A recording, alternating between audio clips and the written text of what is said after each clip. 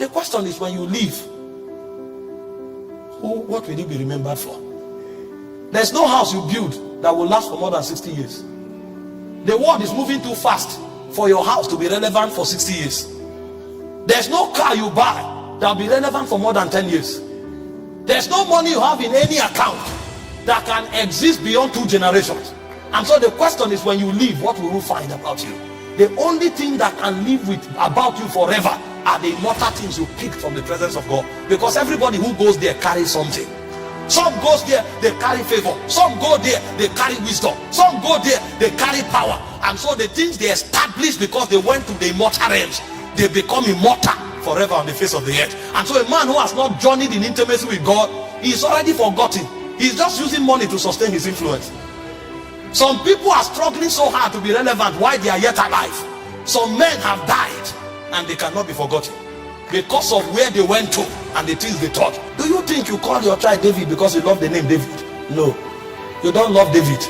That name has no meaning to you. It is because of who bore it and who he became in God. And so when you call your son David, you are actually reminiscing on the immortality of a man who has walked with the Spirit. So men become eternally relevant because they walk with the Spirit. This is a man who wandered around with women, but suddenly he saw a spirit and he started walking with that spirit. And forever and ever, generations to come will be honored to name themselves after his order, because he has seen something that is eternal. Abraham was in the hall of the Chaldees until he encountered that spirit. And when he met that spirit, forever and ever, you and I became the children of Abraham. Somebody may be making 1 million a month, 10 million a month, 20 million a month, and he said, I am doing well. And then they look at you from Zion, they say, you've never come here. How come? How come we've never seen you? If we don't see you and you don't come here, how can you now attach purpose to the money you have? The money you have will now become the basis of your condemnation. Because when you go to where they whisper to the souls of men, they will tell you it is not about the money, it's about the purpose of that money. And you can never have an understanding of that purpose with your brain. It will be shown to you. And so the first true benefit of prayer is that in prayer, men are invited to walk with God. This is why the patriarchs of old exalted prayer, because they knew that outside of God they were nothing.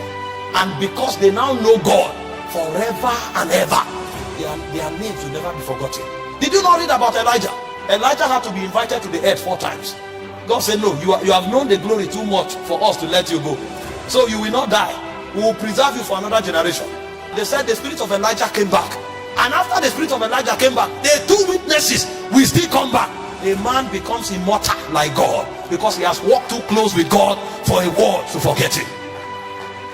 Intimacy is what provides for you the benefits of immortality.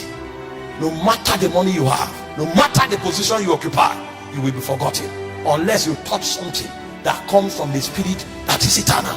And so the first benefit of prayer is intimacy. Men of old were wise. They gave their all to prayer. Daniel was in Babylon. The king said nobody should pray to any other god. He was willing to risk his position and to risk his freedom for prayer, because outside of intimacy he has no freedom in the first place. And in Daniel 6:10 the Bible said 3 times. So if you are praying 3 times when they gave a law that nobody should pray, how many times do you pray when there's no law? And he said 3 times the guy prayed facing Jerusalem. He was not afraid to be arrested. And when they arrested him, he didn't apologize. I'd rather be nothing with prayer than to be everything outside of prayer. Because with prayer I have God, outside of prayer I have nothing. These men knew these things and they were willing to give their lives for it. And so the first benefit of prayer is a walk with God. And the reason is simple. Your walk with God makes you immortal. Every other thing you touch will ebb away with time, but the things you pick from the realm of God, they will outlive you.